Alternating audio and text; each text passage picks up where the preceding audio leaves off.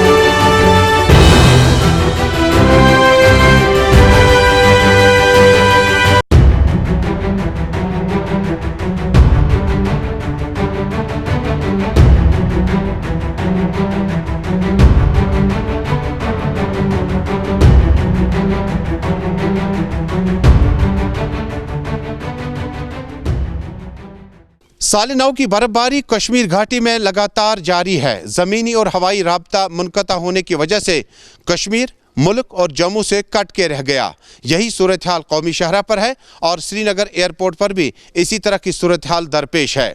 पैदल चलना तो दूर की बात है, अगर आप गाड़ी में सफ़र कर रहे हैं तो आप श्रीनगर एयरपोर्ट रोड पर बिल्कुल ना आएँ, क्योंकि ना ही बर्फ़ हटाने का कोई सिस्टम है और ना ही गाड़ी जो है आगे चल पा रही है। भारी फिसलन की वजह से कौमी शहरा एक तरफ बंद, ज़मीनी राब्ता हवाई राब्ता मुनक़ता हो चुका है। वहीं दूसरी तरफ जो लिंक रोड से वहाँ पर भी बर्फ़ हटाने का सिलसिला थोड़ा सा कम चल रहा है। हालांकि कोशिशें की गई थी, लेकिन चूँकि लगातार बर्फबारी की वजह से काम जो है काफ़ी ज़्यादा मुतासिर हुआ। श्रीनगर म्युनिसिपल कॉरपोरेशन का अमला भी सड़कों पे मौजूद था, लेकिन काम नहीं कर पाए, क्योंकि लगातार बर्फबारी की वजह से उन्हें अपने ऑपरेशन में बड़ी मुश्किलात का सामना है। जैसे कि आपको पहले ही बताया जा चुका है कि श्रीनगर एयरपोर्ट पर अब तीसरे दिन भी आज भी परवाज़ों का सिलसिला थम गया। यही सूरत हाल कौमी शहरा पर है और कौमी शहरा पर कई मुसाफिर दरमादा पड़े हैं, जिनको प्रशासन की तरफ से कहीं ना कहीं कोई सपोर्ट मिलने की उम्मीद की जा सकती है। श्रीनगर में और आसपास के इलाकों में डिस्ट्रिक्ट रूट्स की तरफ कोई भी गाड़ी दौड़ती सड़कों पर नजर नहीं आई। गाड़ियां फिसलन की वजह से हादसे का शिकार न हो, जिस वजह से एडवाइजरी जारी की गई कि ज्यादातर वक्त अपने अपने घरों में गुजारें। दुकानें कारोबारी इदारे मुकम्मल तौर पर बंद हैं। महकमा बिजली ने कई फीडर चलवाए, लेकिन उसके बाद दोबारा कुछ रुकावटों की वजह से बिजली सप्लाई भी काफ़ी हद तक मुतासिर है। जब बिजली सप्लाई मुतासिर है तो शहर और कस्बों में आपको पानी का मोटर इस्तेमाल करने के लिए काफ़ी परेशानियां हैं। जब बिजली नहीं है तो आपका मोटर नहीं चल पाएगा और पानी चढ़ाना मुश्किल हो गया है। श्रीनगर शहर में लगातार बर्फबारी की वजह से दोपहर 2 बजे तकरीबन बर्फबारी रुक गई थी, लेकिन 15-20 मिनट के बाद दोबारा बर्फबारी की वजह से तमाम रेस्क्यू ऑपरेशंस तकरीबन ठप होकर रह गए हैं। प्रशासन की माने प्रशासन ने पहले ही एडवाइजरी जारी की थी। महकमे मौसमियात ने पहले ही कहा था कि आइंदा कुछ दिनों तक बर्फबारी जोरों से चलेगी, लिहाजा और ज्यादा एहतियात करें। अस्पतालों की तरफ जाने वाले रूट्स पर म्युनिसिपल कॉरपोरेशन, R&B और दीगर अमला जो है वो ऑपरेशन चला रहा है, लेकिन लगातार बर्फबारी की वजह से इस ऑपरेशन में बहुत ज्यादा खलल पड़ चुका है। आम लोगों की माने तो यह बर्फबारी सदियों बाद की रिवायात को एक बार फिर जिंदा व जावेद रखने के लिए एक मिसाल के तौर पर तो है, लेकिन जिंदगी के अबूर व मरूर काफी मुश्किलात भरे हुए हैं। श्रीनगर में बर्फबारी की अगली खबर यह है कि बर्फबारी फिलहाल रुकेगी नहीं, बल्कि आज रात भी बर्फबारी जारी रह सकती है। अगर बर्फबारी इसी तरह से होती रही तो जिंदगी में आम मामूलात जो हैं वो और भी दरहम बरहम हो सकते हैं। आबिद कादरी के साथ तजब्बुल इस्लाम, गुलिस्तान न्यूज़ नेटवर्क, श्रीनगर, कश्मीर। चलिए अब आपको लिए चलेंगे शहर श्रीनगर, और शहर श्रीनगर से भी इरफान फाजिल हमारे साथ जुड़ रहे हैं। इरफान फाजिल क्या कुछ पूरी जानकारी दे रहे हैं, वो भी देख लीजिए। की प्रॉब्लम्स लोकल लेवल पर इस वक्त दिखाई दे रही है। नॉर्मल लेवल जो लाइफ है वो सारी इस टाइम डिस्टर्ब्ड है। आप देख सकते हैं कितनी बर्फबारी हो रही है और एडमिनिस्ट्रेशन सोया हुआ है। अगर मैं यहाँ पे लेन्स की बात करूँ, हाईवे पे ऐसी हालत है, आप लेन्स की हालत तो सोच ही नहीं सकते कि अभी तक भी स्लो क्लियरेंस नहीं हुआ है लेन्स का। हाईवे का नहीं हुआ तो लोग लेन्स की तो बात ही नहीं है। इलेक्ट्रिसिटी के बारे में क्या इतला है? क्या मैं अपने बारे में कहूँ, हमारे यहाँ तो रात भर इलेक्ट्रिसिटी नहीं थी।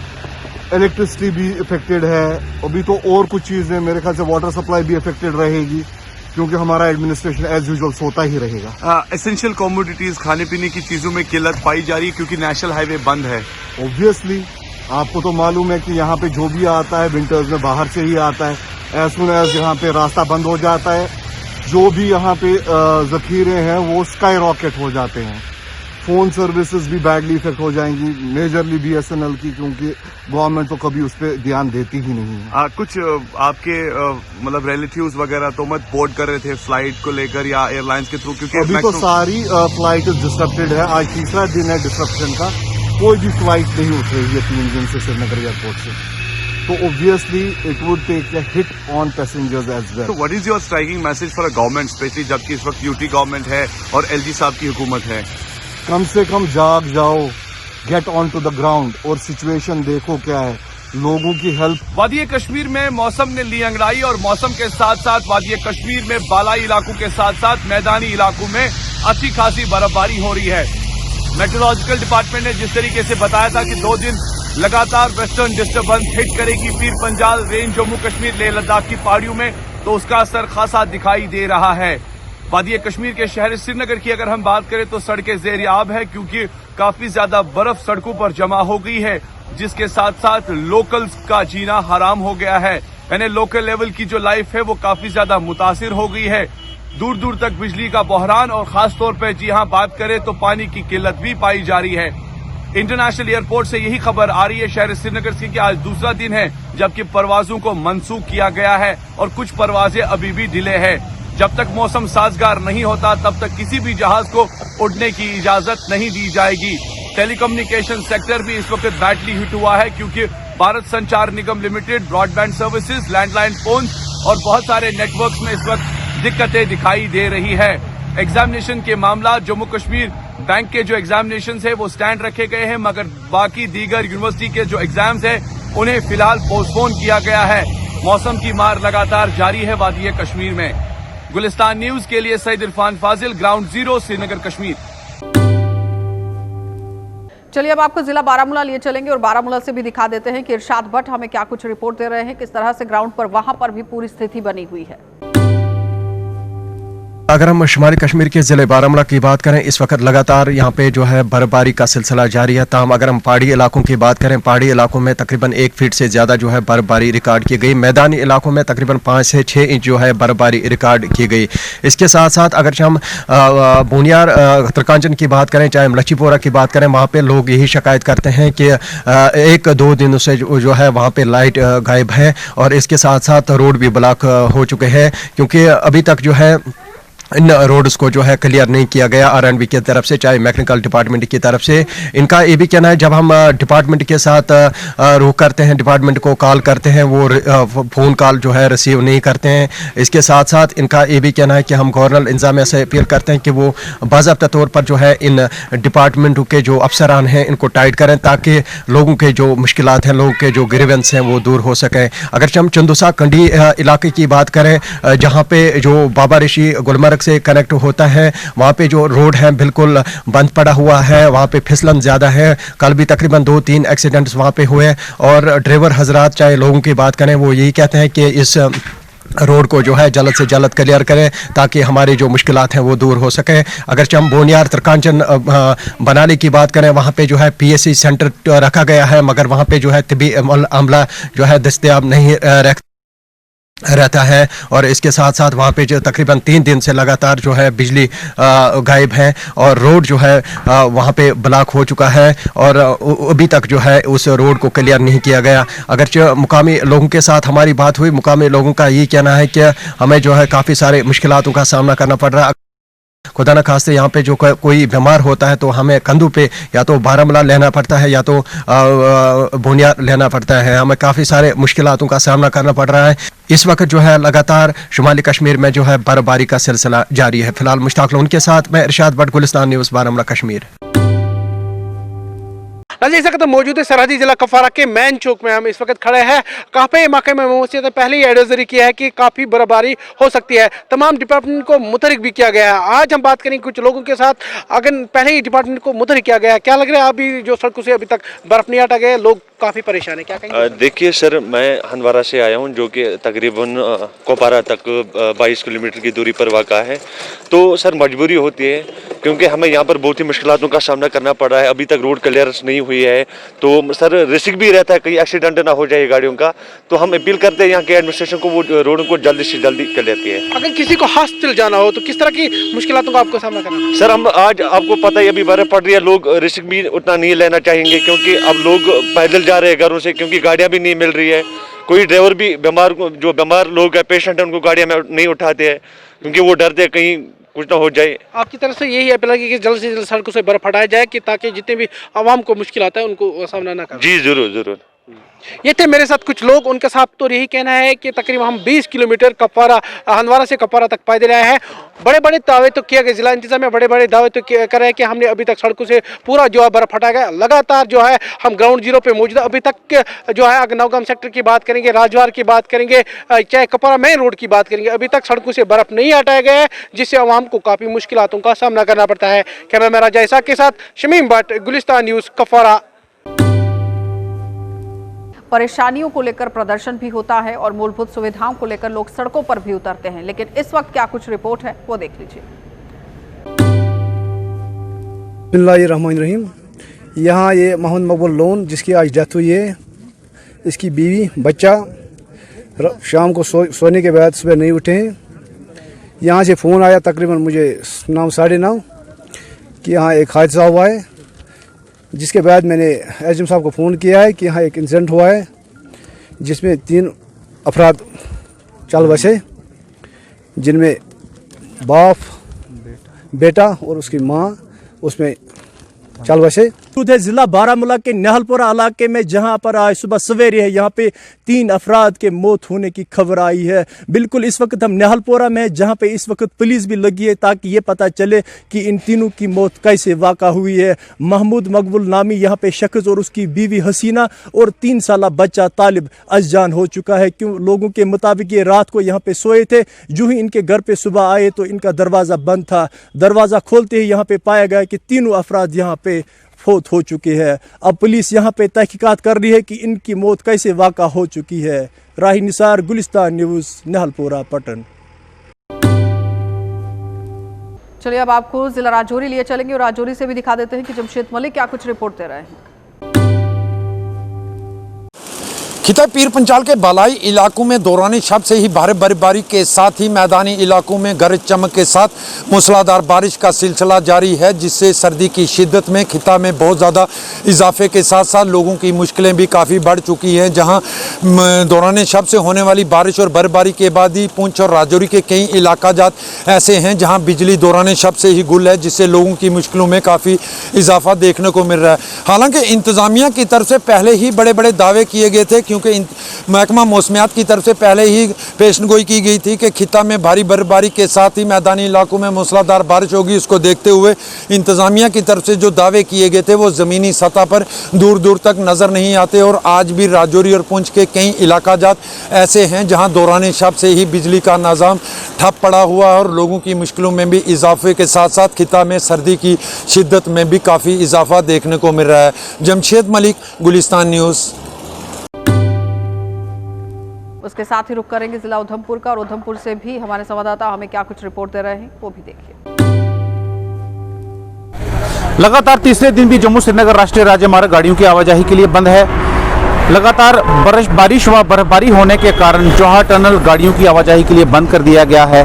वहीं अगर आपको राष्ट्रीय राजमार्ग की बात बताएं तो समरौली के पास काफ़ी बड़ी चट्टान आने के कारण राष्ट्रीय राजमार्ग बंद हुआ है। वहीं अगर रामबन और बनिहाल के बीच की अगर बात करें, मल्टीपल प्लेसेस पर पस्सियाँ आई हैं, उसकी वजह से भी राष्ट्रीय राजमार्ग बंद है। लेकिन जो समरौली के पास रात को जो रास्ता बंद हुआ था उसे सिंगल कर दिया गया, खोल दिया गया है। डोडा भद्रवा की अगर बात करें तो वहाँ पर गाड़ियों की आने जाने की उनको अनुमति मिल रही है, लेकिन 4 घंटे जो है उधमपुर में रास्ता बंद रहा था। लेकिन ट्रैफिक विभाग और कंसर्निंग एजेंसी ने इसको खोल दिया है और जो पत्नी टाप की तरफ जो पर्यटक जा रहे हैं उन्हें भी जाने की अनुमति मिल रही है और साथ में डोडा भद्रवा जो है वो भी रास्ता खोल दिया गया है। और कहीं ना कहीं जो अगर ट्रैफिक विभाग की बात करें, कंसर्निंग एजेंसीज की बात करें तो रास्ता खोलने की पूरी कोशिश की जा रही है, क्योंकि पिछले 4 दिनों से जो गाड़ियां यहाँ पे, खासकर अगर मैं बात करूं, जो ट्रक यहाँ पर जो एसेंशियल कमोडिटीज लेके जो कश्मीर की तरफ जा रहे हैं वो भी लोगों में कहीं ना कहीं परेशानियां आ रही हैं। वो भी कुछ लोग जो हैं वो भी रास्ते में फंसे हुए हैं। हालांकि कल भी जो है ट्रैफिक विभाग ने जो लोग रास्ते में छोटी गाड़ियां लेके फंसे हुए थे उन्होंने निकाल दिया गया है, लेकिन फिर भी कहीं ना कहीं जो बड़ी गाड़ियां हैं जो एसेंशियल कमोडिटीज लेके जा रही हैं, जल्दी से जल्दी ट्रैफिक विभाग और प्रशासन का भी यही कहना है कि ये जल्दी से जल्दी रास्ता खोलें ताकि जो कश्मीर बाउंड की गाड़ियां हैं उन्हें कश्मीर की तरफ भेजा जाए और 4-5 दिन से जो लोग रास्ते में फंसे हुए हैं उन्हें भी कहीं ना कहीं राहत पहुंचाई जाए। और हम भी आपसे यही आग्रह करते हैं कि अगर आपने अपनी यात्रा शुरू करनी है तो ट्रैफिक कंट्रोल जो नंबर है ट्रैफिक विभाग का, उससे पहले संपर्क कर लें, उसके बाद ही अपनी यात्रा शुरू करें, अन्यथा आपको भी परेशानियों का सामना करना पड़ सकता है। वीडियो जर्नलिस्ट सचिन दुबे के साथ आशीष दत्त, जेके चैनल उधमपुर। उसके साथ ही रुक करेंगे जिला सांबा का भी, और सांबा के अंदर भी क्या सूरत हाल बने हुए हैं वो। मैं इस समय जम्मू पठानकोट राष्ट्रीय राजमार्ग सांबा में मौजूद हूँ और जिस लोकेशन पर मैं मौजूद हूँ ये लोकेशन है जो टुवर्ड्स डिस्ट्रिक्ट हॉस्पिटल सांबा की तरफ जाती है।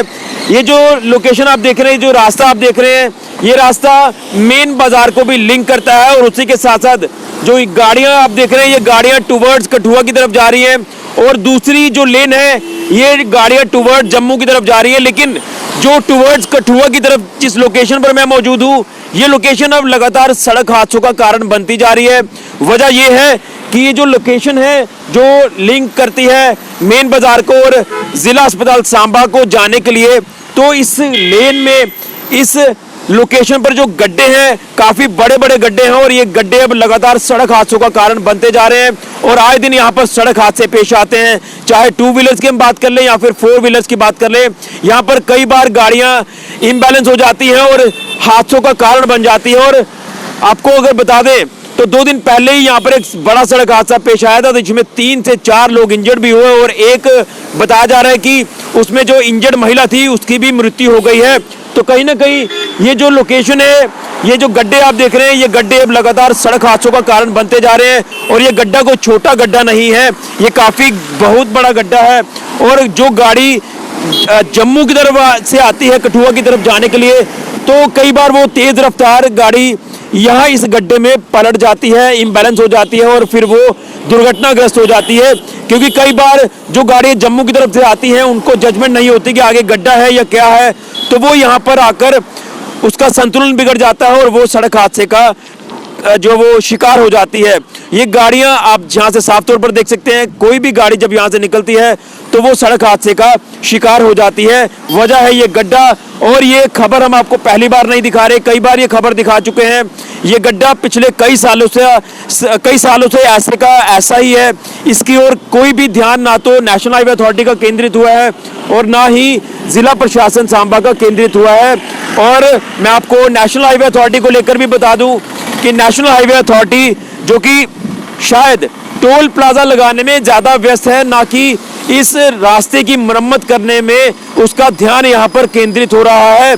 और कहीं ना कहीं अगर ध्यान केंद्रित नहीं होगा तो आने वाले दिनों में भी सड़क हादसे बढ़ते जाएंगे। और बड़ी इसमें बात यह है कि जिला प्रशासन सांबा, उसका भी ये फर्ज बनता था कि इसका संज्ञान लिया जाता। म्युनिसिपल काउंसिल सांबा का फर्ज बनता था कि national highway authority, municipal council Samba और जिला प्रशासन सांबा बैठकर इसका संज्ञान लेते और इसकी मरम्मत करते। और जब यहाँ से गाड़ियाँ निकलती हैं, किन हालातों से गाड़ियाँ निकलती हैं ये आप अंदाज़ा लगा सकते हैं।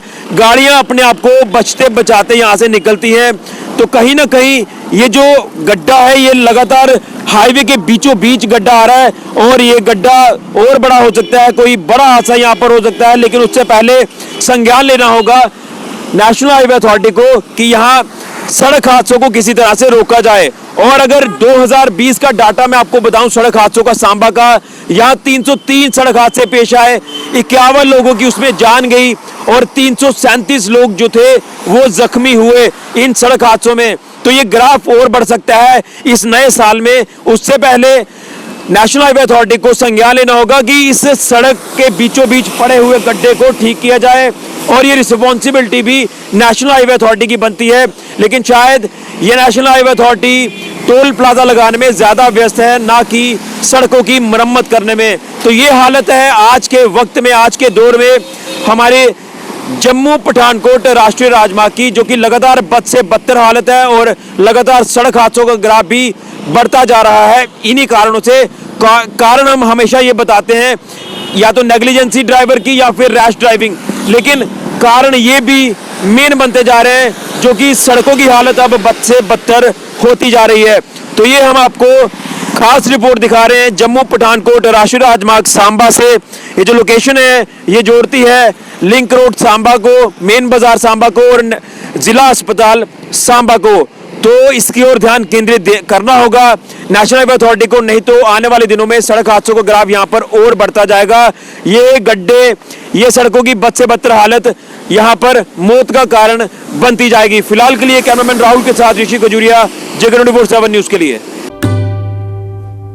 जिस तरह से पूरी रियासत के अंदर बारिश और बर्फबारी हो रही है, वहीं पे अगर हम ज़िला डोडा की बात करें, ज़िला डोडा के अंदर भी बारिश बिल्कुल जारी है, मगर हिली एरिया में बर्फबारी बिल्कुल काफ़ी दिनों से जारी है। मगर हिली एरिया से काफ़ी तरह की प्रॉब्लम लोगों को झेलनी पड़ रही है, क्योंकि बर्फबारी भी जारी है और साथ ही रास्तों की हालत जो है वो काफ़ी खस्ता है। और काफ़ी सारे लोग जो मेडिकल कॉलेज या बाकी सारे काम करने के लिए आते हैं उनको काफ़ी दिक्कतों का सामना करना पड़ रहा है। वहीं पे अगर हम डोडा टाउन की बात करें, डोडा टाउन के अंदर भी काफ़ी परेशानियों का सामना लोगों को आज की डेट में करना पड़ रहा है, क्योंकि पावर कट्स काफ़ी देखने को मिल रहे हैं। और साथ ही साथ बुज़ुर्ग लोग जो या जो स्टूडेंट्स हैं उनको काफ़ी दिक्कतों का सामना करना पड़ रहा है, क्योंकि एग्ज़ाम भी चल रहे हैं। एग्ज़ाम के दौरान जो है काफ़ी पावर कट्स देखने को मिलते हैं। मगर डिस्ट्रिक्ट एडमिनिस्ट्रेशन डोडा को इन चीज़ों पर ध्यान देने की काफ़ी ज़्यादा ज़रूरत है। देखते रहे गुलिस्तान न्यूज़, वसीम गत्तू।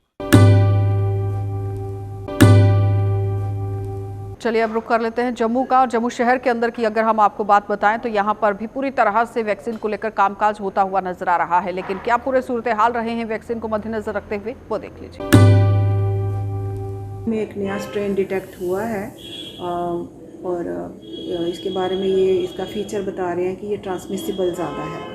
तो तैयारियां तो हमारी कोविड-19 को लेके ही दिन प्रतिदिन बढ़ाई जा रही हैं। वो in terms of bed strength, ventilators, तो ओवरऑल इंफ्रास्ट्रक्चर सारी चीज़ें बढ़ाते हुए, और साथ में ह्यूमन रिसोर्स जिसमें रिक्रूटमेंट्स और उनकी ट्रेनिंग्स, ये सारी चीज़ें इकट्ठी एकदम लगातार चल रही है। तो तैयारियों में कोई कमी नहीं है। और पर्टिकुलरली ये स्ट्रेन अगर आ जाता है तो उसमें सुविधाएं रहेंगी इनको आइसोलेटेड रखने की, कि ये भी स्ट्रेन फर्दर हमारी कम्युनिटी में ज़्यादा स्प्रेड ना करे। उसके लिए हमने MCH 200 बेडेड में आइसोलेशन की सुविधा रखी है, और यहाँ पे भी एक आइसोलेटेड एनक्लोजर रखेंगे अगर वो पेशेंट्स को क्रिटिकल केयर चाहिए। टेस्ट की फैसिलिटी गवर्नमेंट ऑफ इंडिया ने 10 कंसोर्शियम लैब्स जो हैं आइडेंटिफाई किए हैं। हमारी यूटी ऑफ JNK के लिए लेबॉर्ट्री NCDC न्यू दिल्ली है। तो हमारे इकलौते मरीज़ जो यहाँ कोविड-19 पॉजिटिव आए थे, उनका सैंपल भी हमने उस लेबॉर्ट्री में भेज दिया हुआ है। और ये टेस्ट थोड़ा लंबा है, 7 से 10 दिन तक रिपोर्ट आने में लग जाता है।